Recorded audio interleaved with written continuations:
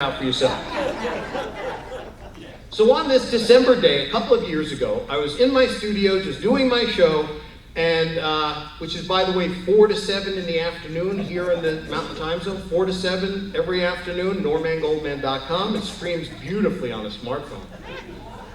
And we have a free app for your Apple and your Android products at normangoldman.com. But I was telling you, it's a free app. Free, totally free, $0. And you can get it at normangoldman.com. Just download it from your phone's browser. Just go on the internet from your phone, normangoldman.com. Download the darn thing onto your phone and it works. It's amazing. I have it on my phone, believe me. I'll show it to you if you don't believe me. My little face on there. Anyway, I was doing my standard thing of taking their talking point slogans, because the Republican Party is the sloganeering party. Right? I mean, culture of life, every life is precious, the free market, we could go on. And I've got a list, by the way, in my studio, so I don't forget. I've handwritten them down in the sheets about this long. And I taped it to one of the computers near my microphone so I can just see it all the time. So whenever I have to do this, which I do on a regular basis, I have the list right there. So one of the talking points that I was in the process of taking and repurposing and handing back to them was freedom and liberty when it comes to death with dignity. And I was just saying how, why is it big nanny state liberal government knows better than you when it's time for us to exit this world? And there are very many people in end stages of cancer, in end stages of all kinds of loathsome diseases, where they're saying, look, my body's given out on me. You know, I've had my life. It's time to go. I'm in tremendous pain. Another couple of weeks isn't going to make this any better. The doctors are like, forget it, it's over, you're done. Let me go, right? And there was that woman, the young woman, Brittany Maynard, who you'll recall a few months ago, California, 29 years old, just married, looking forward to having a family and a good full life, discovers she has brain cancer, inoperable brain cancer. It was already quite advanced and was going even further. So, I was talking about death with dignity as freedom and liberty, and the phone rang. And it was a young man named Robert, or a middle-aged man named Robert. And Robert called from Denver. And we were still on the air on AM 760, and Robert called and he started telling his story about how his heart had given out from rheumatic fever when he was a young man. And he had had this brutal surgery, gory surgery, where they take a saw and they cut your sternum, the breastbone, they use a rib spreader and they open you wide like you're a salmon. And then they go in and they pull out, I mean, it's really gory stuff. And his heart, he did that 15, 16 years ago, and his heart was giving out again. He didn't want to have that surgery again. He wanted to die. And he wanted death with dignity, but Colorado didn't have it. He started crying on the air. And of course, I start crying and everybody's crying. And so we started keeping up regularly with Robert, who turns out his last name is Mitton, M-I-T-T-O-N. And he would call in periodically, and he was down in the dumps, and he couldn't work, and he had no energy, and his heart's failing. Finally, because of Obamacare, Robert Mitton was able to get an advanced heart procedure that did not involve splitting him open with some gory surgery. They use these very fine, scientifically, technologically advanced scopes. They go in through the femoral artery, which is that big artery in our legs, because that's a direct pipeline to the heart. You can stick a little probe right into somebody's thigh, and you can just go right up into their heart. And so Robert was able to get this surgery, and it saved his life.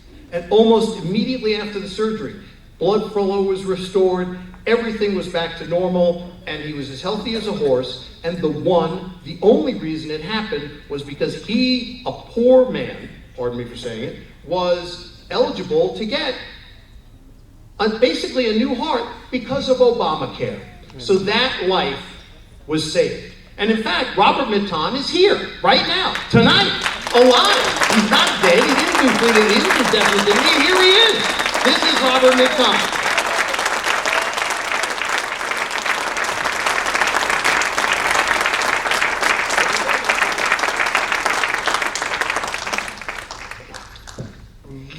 Shaken up here, but thank you, Norman, ever so much for allowing me to talk to you that day, and it really changed my life. Your help and allowing me to tell the story kept my strength going, along with the specialized cannabis medicine I was doing at the time that most people don't even have access to yet.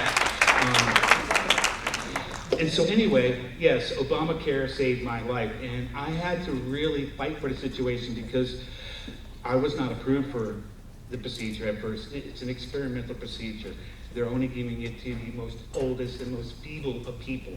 And so I did not fit the protocol, administrative protocol, because I could have open heart surgery, but I was not going to have it a second time.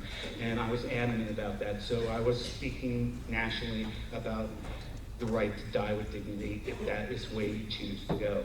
And so, complete recovery right now.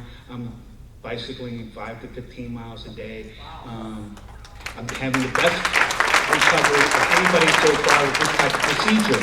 And so my message is, let's not save this type of procedure to just the most feeble and old, but let's make this available to each and every person that has a heart problem so they don't have to be split up in the first time. And so how do we do this? We do this with an equal universal health care system, and equal has to be part of it, so everybody, no matter what age, what income they have, they can still have the same state-of-the-art surgery like I had. And just a few months ago, I didn't have as much say in this situation as I do now. And the reason why I do have that say is because I changed my affiliation from Green Party to Democratic Party. And I'm here to tell the establishment people that we're here to get Bernie elected as president, because he will be the best thing for universal health care, for the take care of the minorities, to take care of the poor, to take care of the people who need to be taken care of. Our nation started on a liberalist, socialist situation with our founding fathers. They weren't conservatives. They were as liberal as they could be. And that's Bernie Sanders. Bernie changed over from independent to Democrat. Nobody in this house right now has had more people come to a caucusing and training center, training this year for a candidate than I have. We have had almost 400 people show up at the Oriental Theater. So, universal health care, and the way to do that is Bernie Sanders. Thank you very much.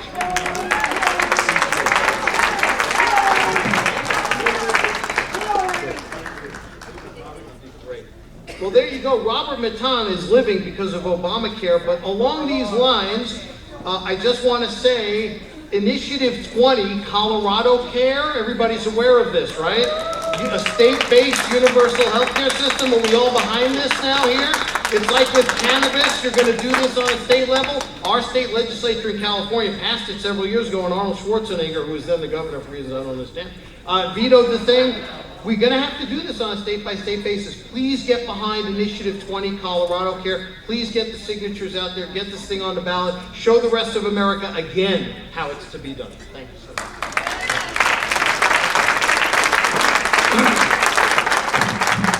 I just want to say that I didn't go over the rules with Robert, my father. We as Democrats support the nominee. We're not here to promote candidates at this time. Once we have a nominee, we'll be behind that nominee.